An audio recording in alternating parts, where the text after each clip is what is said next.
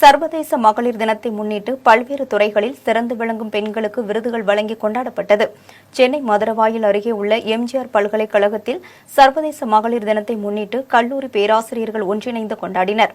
இதில் பல்வேறு துறைகளில் சிறந்து விளங்கும் பெண்களுக்கு விருதுகள் மற்றும் மரக்கன்றுகள் வழங்கி கொண்டாடினர்.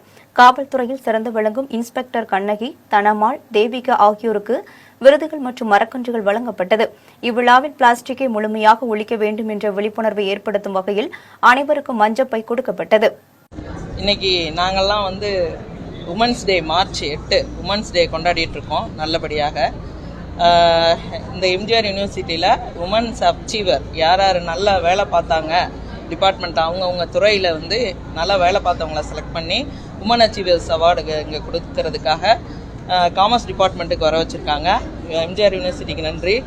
உமன்ஸ் நம்ம அரசாங்கமும் காவல்துறையும் சரி உமன்ஸுக்கு நிறையா சலுகைகள் கொடுத்துருக்காங்க.